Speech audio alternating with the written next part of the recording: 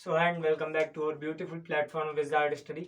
सो आज हम करने वाले हैं एक्सरसाइज 2.1 इनवर्स ट्रिग्नोमेट्रिक फंक्शन की, ठीक है, जो कि बेस्ड है प्रिंसिपल वैल्यूज पे। और ये पार्ट आपका फोर्थ चल रहा है, ठीक है, इनवर्स ट्रिग्नोमेट्रिक फंक्शंस का। इससे पहले मैंने 3 पार्ट ऑलरेडी करा चुके हैं, तो जिन्होंने भी पार्ट्स नहीं देखे देख ले, ठीक है।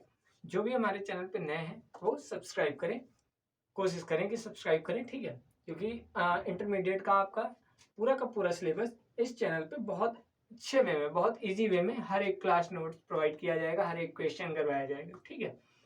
सो चलिए आज बेस्ट जितने भी क्वेश्चन है, प्रिंसिपल वैल्यूज क्या होता है, कैसे होता है, सब मैं आपको पहले लेक्चर में पार्ट 3 में बता चुका हूँ, ठीक है। प्रिंसिपल वैल्यूज को निकालने के लिए सबसे पहली चीज आपको क्या चाहिए, आपको रेंज पता होनी चाहिए, ठीक है।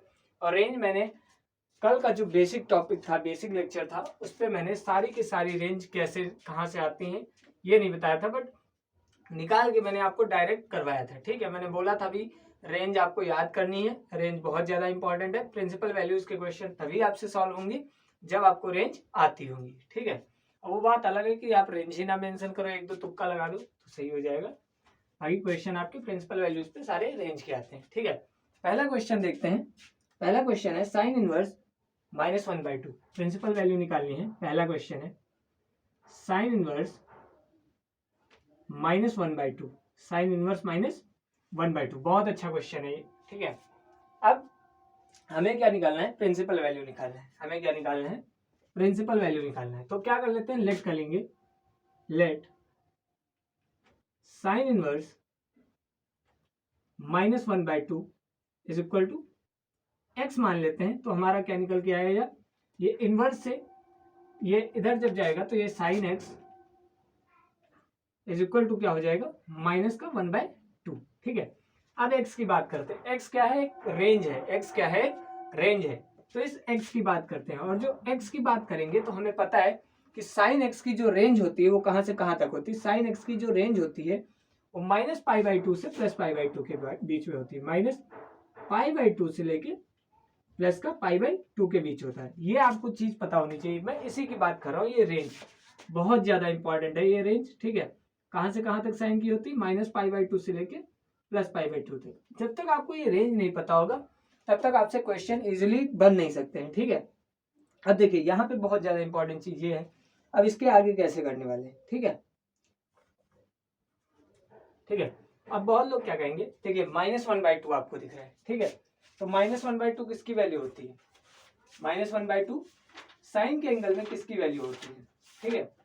पता तो होगा ही, मैंने सारे के सारे क्वेश्चन आपको कराए हैं अच्छे से, ठीक है। -1/2 जो वैल्यू होती है वो आपकी साइन में माइनस की वैल्यू कहीं पे लाई नहीं करती। देखिए अब 1/2 की बात करें अगर हम, ठीक है, तो 1/2 आपका एक तो theta is equal to 30 degree पे मिलता है, ठीक है, और एक कहाँ मिलता है, 150 डिग्री पे। कहाँ मिलता है, 150 डिग्री पे। जो 1/2 है ये आपका एक तो 30 डिग्री पे मिलेगा, साइन 30 इज इक्वल टू 1/, होता है, ठीक है। और दूसरी चीज कहाँ पे मिलेगा, साइन 150 पे, ठीक है। साइन 150 भी 1/2 के इक्वल होता है, ठीक है। अब हमें कौन सी चीज लेनी, हमें ये बताना थोड़ा मुश्किल होगा, ठीक है। अब ये अब हम कब बता पाएंगे कि हम 30 ले कि 150 ले, जब आपको रेंज पता होगी। जब आपको रेंज पता होगी तब आप यहाँ से क्वेश्चन को आगे सॉल्व कर सकते हैं कि हमें यहाँ पे 30 डिग्री का एंगल लेना है, इसको रेडियन में कन्वर्ट करना है, या फिर 150 डिग्री को रेडियन में कन्वर्ट करना है। रेंज क्या है, -π/2 से +π/2, यानी कि -90 डिग्री से प्लस का 90 डिग्री, ठीक है। क्या -90 डिग्री से +90 डिग्री तक 150 आपको बीच में नहीं पड़ता है, मुझे नहीं लगता कि आपको -90 डिग्री से +90 डिग्री तक बीच में कहीं 150 आपको पड़ेगा, नहीं पड़ सकता है, ठीक है। तो हम क्या लेंगे, इसीलिए रेंज हम क्या लेंगे, 30 डिग्री। क्या लेंगे, 30 डिग्री। अब इस 30 डिग्री को हमें जरा किस में कन्वर्ट करना है, एक रेडियन फॉर्म में कन्वर्ट करना है। तो रेडियन फॉर्म में कैसे कन्वर्ट करेंगे, मैंने बताया था आपको कैसे कन्वर्ट करते हैं, π/180 इंटू थीटा से। π/180 इंटू थीटा से हम इसको रेडियन में कन्वर्ट कर सकते हैं। डिग्री को रेडियन में जब भी कन्वर्ट करना हो, डिग्री को रेडियन में जब भी कन्वर्ट करना हो तो क्या करेंगे, π/180 इंटू थीटा करेंगे, ठीक है। अब देखिए यहाँ से क्या है, π/180, थीटा की प्लेस पे 30 डिग्री, थीटा की प्लेस पे 30 डिग्री रखेंगे, ठीक है।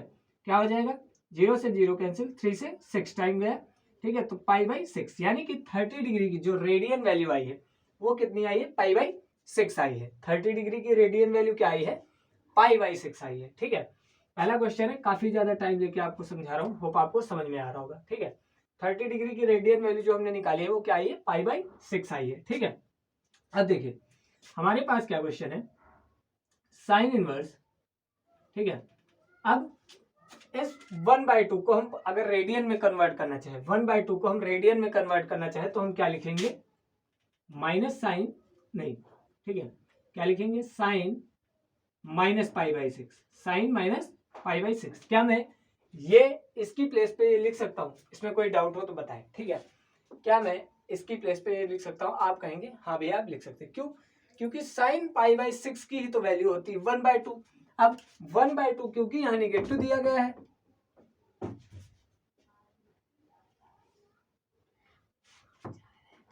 ठीक, अब क्योंकि यहाँ पे 1/2 आपका नेगेटिव दिया गया है तो ठीक, तो इसलिए हम क्या करेंगे, π/6 के आगे माइनस लगा देंगे। ठीक है, π/6 के आगे माइनस लगा देंगे, इसीलिए मैंने क्या लिखा है, साइन माइनस π/6। ठीक है, अब यहां से मैंने कल बताया था आपको, साइन इनवर्स और साइन जब भी मल्टीप्लाई होते हैं तो क्या बनाते हैं, 1 बनाते हैं। साइन इनवर्स और साइन जब भी मल्टीप्लाई होते हैं क्या बनाते हैं, 1 बनाते हैं।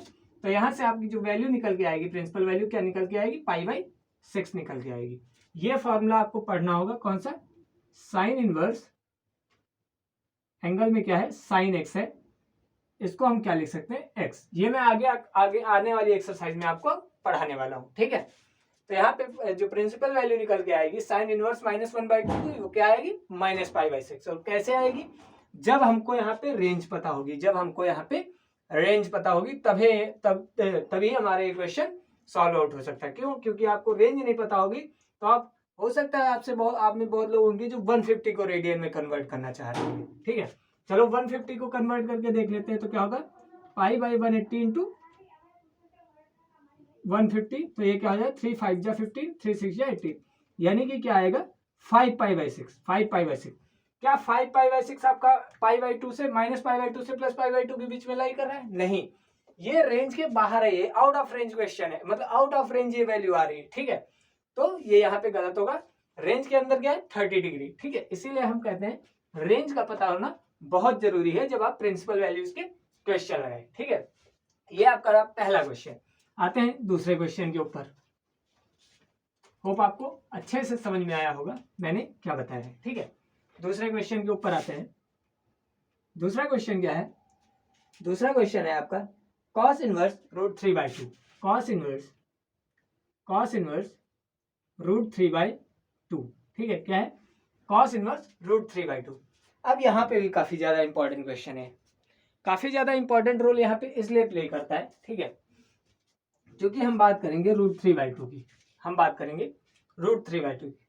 हालांकि √3/2 जब बात करेंगे तो कॉस में क्या होता है, कॉस में आपकी वैल्यू नेगेटिव हो जाती है, 180 कॉस में वैल्यू आपकी नेगेटिव साइड चली जाती है 90 डिग्री के बाद। ठीक है, तो यहाँ पे सिर्फ एक ही रेंज पॉसिबल है, वो की पॉजिटिव से 90 डिग्री के बीच में। ठीक है, क्या मैं कह रहा हूँ वो हम लिखते हैं, लेट कर लेंगे यहाँ से, क्या लेट कर लेंगे, cos inverse √3/2 is equal to, मान लेते हैं थीटा है, क्या है, थीटा है। यहां से मैं क्या निकाल लूंगा, कॉस थीटा की value, cos theta is equal to क्या आएगा, √3/2। अब ये √3/2 की बात करते हैं, तो थीटा हमारा कहां से कहां तक लाई करता है, थीटा की जब हम बात करेंगे तो कहां से कहां तक रेंज है इसकी, 0 से पाई तक। थीटा की कहां से कहां तक रेंज होगी आपकी, 0 से पाई के बीच में होगी। ठीक है, 0 से आपकी पाई के बीच में होती है। कॉस थीटा की वैल्यू कहां से कहां तक रेंज में लाई करती है, 0 से पाई के बीच में। ठीक है, 0 से पाई के बीच में। और √3/2 की अगर हम बात करें, अगर हम √3/2 की बात करें तो ये किसकी वैल्यू होती है, cos 60 डिग्री की। किसकी वैल्यू होती है, cos 30 डिग्री की होती है, cos 60 नहीं होती है, cos 30 डिग्री की वैल्यू होती है। ठीक है, √3/2 की अगर हम बात करें तो ये किसकी वैल्यू होती है, 30 डिग्री की। ठीक है, अगर यहाँ पे नेगेटिव दिया गया होता है, अगर यहाँ पे नेगेटिव दिया गया होता है तो अब क्या करते हैं, अगर यहाँ पे नेगेटिव दिया गया होता तो मैं आपसे पूछता कि आप क्या करते हैं, क्या आप यहाँ पे 30 डिग्री लेते कि क्या लेते, 150 डिग्री लेते, आप क्या लेते, क्योंकि cos 150 की, देखिए यहाँ पे जो √3/2 की बात करता हूं मैं, अगर यहाँ पे -√3/2 दिया होता तो क्या आप यहाँ पे 30 डिग्री लेते या फिर 150 डिग्री लेते? क्या लेते आप? तो आप क्या कहते, मैं यहाँ पे 150 डिग्री लेता। अब मैं यहाँ पे 150 डिग्री क्यों लेता? तो सबसे पहली बात, क्योंकि एंगल में नेगेटिव है तो ये शो क्या कर रहा है कि वैल्यू हमारी 90 डिग्री के बाहर भी जा सकती है, बाहर भी जा रही है, ठीक है, इसीलिए नेगेटिव साइन आ रहा है, यानी कि वाई एक्सिस में लाई कर रही है, नेगेटिव वाई एक्सिस में, ठीक है। दूसरी चीज 150 डिग्री है, ठीक है, 150 डिग्री है, क्या ये रेंज के अंदर लाई कर रहा है? तो आप क्या कहेंगे, 0 से पाई, यानी कि 0 से 180 डिग्री। हाँ भैया, ये रेंज के अंदर भी लाई कर रहा है, ठीक है। तो इसीलिए अगर -√3/2 होता तो हम 150 लेते। अब क्योंकि हमारा क्वेश्चन में प्लस का √3/2 दिया गया है तो हम क्या लेंगे, 30 डिग्री लेंगे। क्या लेंगे, 30 डिग्री। अब इस 30 डिग्री को जरा रेडियन में कन्वर्ट करते हैं, ठीक है, रेडियन में कन्वर्ट करते हैं। तो रेडियन में कैसे कन्वर्ट करेंगे, π/180 इंटू थीटा करके, ठीक है, यानी कि π/180 इंटू थीटा की प्लेस पे क्या होगा, 30 डिग्री। जब इसको सॉल्व करने जाएंगे तो 3 6 जा 18, ये वैल्यू क्या निकल के आएगी, π/6 निकल के आएगी, यानी कि साइन π/6 की जो वैल्यू होती है वो क्या होती है, √3/2 होती है। साइन π/6 की वैल्यू क्या होती है, √3/2 होती है। इसको हम क्या लिख सकते हैं, साइन 30 डिग्री भी ले सकते हैं, ठीक है। साइन 30 भी √3/2 के इक्वल होता है और साइन π/6 भी √3/2 के इक्वल होता है। और क्योंकि वैल्यू इक्वल है तो π/6 इज इक्वल टू 30 डिग्री हम करते हैं, ठीक है, रेडियन से भी मैंने बताया आपको, ठीक है। तो यहाँ पे √3/2 की प्लेस पे हम क्या लिखेंगे, साइन cos π/6, ठीक है, साइन लिख रहा हूं मैं, cos π/6 क्या लिखूंगा, cos π/6, ठीक है। √3/2 की प्लेस पे क्या लिखूंगा, cos π/6 लिख रहा हूं, ठीक है। तो यहाँ पे क्वेश्चन में क्या हो जाएगा, cos इनवर्स π/3 की √3/2 की प्लेस पे क्या होगा, cos π/6, और cos इनवर्स से cos क्या बन जाएगा, 1 बन जाएगा, और आंसर में क्या आ जाएगा, π/6 आ जाएगा। तो प्रिंसिपल वैल्यू हमारी cos इनवर्स √3/2 की क्या निकल के आई है, π/6 निकल के आई है, ठीक है। होप आपको दूसरा क्वेश्चन भी बहुत अच्छे से समझ में आया होगा, क्योंकि cos की रेंज हमें याद रखनी है, 0 से पाई के बीच में होती है, ठीक है। तीसरे क्वेश्चन पे आते हैं।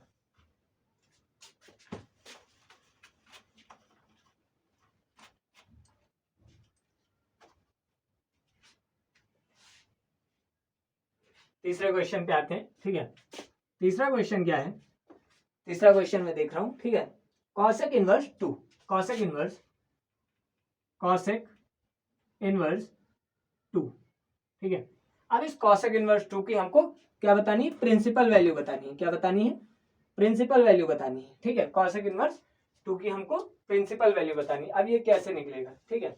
अब ये जब तक आपको cosec इनवर्स की वैल्यू आपको रेंज नहीं पता होगी तब तक ये क्वेश्चन आपके लिए थोड़ा टिपिकल बन जाएगा, ठीक है। तो रेंज का पता होना काफी ज्यादा इंपॉर्टेंट है, और कॉसेक की रेंज आपको पता होनी चाहिए कहां से कहां तक होता है। कॉसेक इनवर्स 2 को हम क्या मान लेंगे, थीटा के इक्वल, जहां से कॉसेक थीटा की वैल्यू क्या निकल के आएगी, 2, और ये थीटा कहां से कहां तक होता है, -π/2 से +π/2 के -π/2 से लेके +π/2 के बीच में होता है। लेकिन यहाँ पे एक एक्सेप्शन रहता है, एक्सेप्ट 0, यानी कि 0 को बीच में हम इंक्लूड नहीं करते हैं, ठीक है। 0 को बीच में हम इंक्लूड नहीं करेंगे, 0 डिग्री को इंक्लूड नहीं करेंगे, -π/2 से +π/2 के बीच में होता है, ठीक है। अब हम 2 की बात करते हैं, ठीक है। 2, अब ये 2 एंगल में मतलब डिग्री में कहाँ पे लाई करता है कॉसेक की वैल्यू में, तो आप कहोगे भैया ये 2 जो है वो 30 डिग्री पे भी लाई करता है, और आपका कहाँ पे लाई करता है, आपका 150 डिग्री पे भी लाई करता है। 2 जो है आपका 30 डिग्री पे भी लाई करता है, यानी कि ये 30 डिग्री पे भी लाई करेगा, ये 150 डिग्री पे लाई करेगा। और सबसे इंपॉर्टेंट चीज ये है कि कॉसेक इनवर्स एक्स की जो 90 डिग्री से आगे वाली वैल्यू है वो भी सारी की सारी पॉजिटिव आपको दिखेंगी, वो भी सारी की सारी आपको पॉजिटिव दिखेंगी। तो यहाँ पे तो कंफ्यूजन में आ गए होंगे आप, क्यों, क्योंकि यहाँ पे 150 डिग्री की भी वैल्यू 2 ही होती है, आपकी माइनस तो 2 होती नहीं है। पिछली बार क्वेश्चन में कॉस की बात करें तो माइनस में था, -√3/2, लेकिन यहाँ पे क्या है 150 डिग्री की अगर हम कॉसेक 30 की वैल्यू बात करें, कॉसेक 30 की बात करें, कॉसेक 30 डिग्री की बात करें तो ये क्या रहती है 2, और कॉसेक 150 की बात करें, कॉसेक 150 डिग्री की बात करें तो ये भी क्या रहता है 2, यानी कि 30 डिग्री और 150 डिग्री दोनों की ही वैल्यू किसके इक्वल है, 2 के इक्वल है। तो अब हमें लेनी कौन सी है, किसको हम रेडियन में कन्वर्ट करने वाले हैं, क्या हम 30 को कन्वर्ट करने वाले हैं रेडियन में या फिर हम 150 को कन्वर्ट करने वाले हैं। अब ये कैसे यहां से पता चलेगा कि हम किसको कन्वर्ट करने वाले हैं, ये पता चलेगा आपको रेंज से। और रेंज क्या बोल रही है, रेंज क्या कह रही है, -π/2 से जाना है +π/2 के बीच में और 0 को हटा देना है, एक्सेप्ट कर देना है 0 को, ठीक है।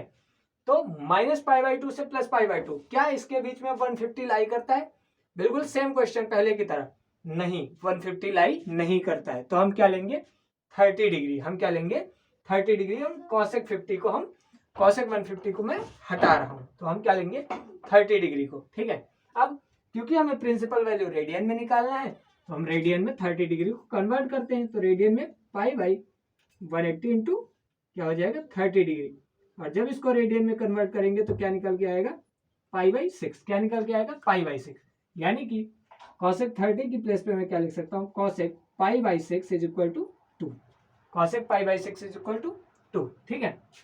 अब बात करते हैं क्या होगा, कॉसेक इनवर्स 2 की प्लेस पे मैं क्या लिखूंगा कॉसेक π/6, कॉसेक π/6, और यहाँ पे कॉसेक इनवर्स से कॉसेक कितना बच जाएगा 1 आ जाएगा, ठीक है। और π/6 आपका प्रिंसिपल वैल्यू निकल के आ जाएगा, π/6 आपका प्रिंसिपल वैल्यू निकल के आ जाएगा। एक बहुत ही इंपॉर्टेंट क्वेश्चन था, एक बहुत ही अच्छे लेवल का क्वेश्चन है, और आप देख सकते हैं कितने ही मक्खन तरीके से, कितने प्यार तरीके से हम लोग क्वेश्चंस को सॉल्व कर रहे हैं, ठीक है। प्रिंसिपल वैल्यू की बहुत लोगों को यहाँ पे रेंज की थोड़ा प्रॉब्लम आ रही होगी, ठीक है। तो मैं फिर कह रहा हूँ रेंज नहीं आएगा, क्वेश्चन आपसे प्रिंसिपल वैल्यू के नहीं हिल सकते हैं, क्योंकि बहुत लोग यहाँ पे 5π/6 बनाने की कोशिश कर रहे होंगे। क्यों, क्योंकि 150 डिग्री की भी तो वैल्यू 2 के इक्वल होती है, इसीलिए मैं कह रहा हूँ रेंज का पता होना काफी ज्यादा इंपॉर्टेंट है, ठीक है। बढ़ते हैं आगे क्वेश्चन की तरफ, होप आपको ये अच्छे से समझ में आया होगा।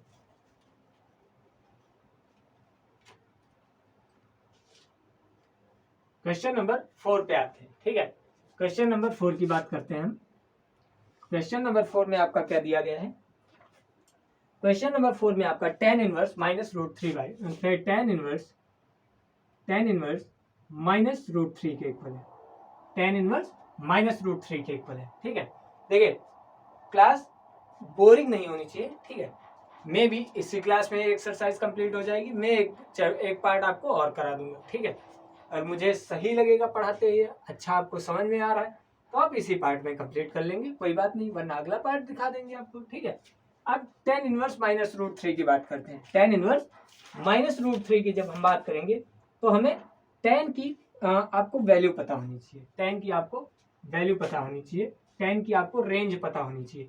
तो tan की रेंज कहाँ से कहाँ तक होती है, माइनस का इन्फिनिटी से लेके, रुक जाइए एक मिनट, ठीक है, इसको मेथड वाइज करते हैं। लेट कर लेंगे tan इनवर्स -√3 किसके इक्वल है, थीटा के इक्वल। यहाँ से tan थीटा की जो वैल्यू निकल के आएगी वो किसके इक्वल आएगी -√3। अब थीटा जो होता है वो -इन्फिनिटी से लेके +इन्फिनिटी तक आता है, -इन्फिनिटी से लेके +इन्फिनिटी तक आता है, ठीक है।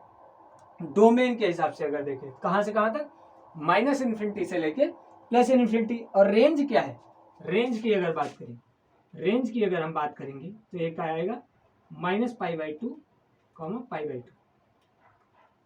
अब ये कौन से ब्रैकेट है, ये कौन से ब्रैकेट है, ये पता है कौन से ब्रैकेट है। इन ब्रैकेट्स में आपको बताया, जहां पे अभी आपको ये ब्रैकेट दिख जाए और इन ब्रैकेट के बीच में कोई वैल्यू दिख जाए तो आपको क्या करना है, आपको तुरंत यह पता करना है कि -π/2 हमें नहीं लेना है और π/2 के बीच में हमें वैल्यू नहीं लेनी है। -π/2 से π/2 के बीच में हमें वैल्यू नहीं लेनी है, एक्सेप्ट -π/2, π/2 के अलावा हम कोई भी अदर एंगल्स या कोई भी अदर वैल्यूज हम ले सकते हैं, कोई भी अदर एंगल्स या कोई भी अदर वैल्यूज हम ले सकते हैं, ठीक है। काफी ज्यादा ये इंपॉर्टेंट क्वेश्चन आपका हो रहा है धीरे धीरे, ठीक है। अब बात करेंगे हम इसको, ठीक है। यार एक्सेप्ट नहीं होना चाहिए यार, मुझे लग रहा है एक्सेप्ट, एक्सेप्ट नहीं होगा यार, ठीक है। अगर एक्सेप्शन की बात करें तो एक्सेप्ट नहीं होना चाहिए, ठीक है। बात कर लेते हैं इसमें, कोई नहीं, बात देख लेते हैं।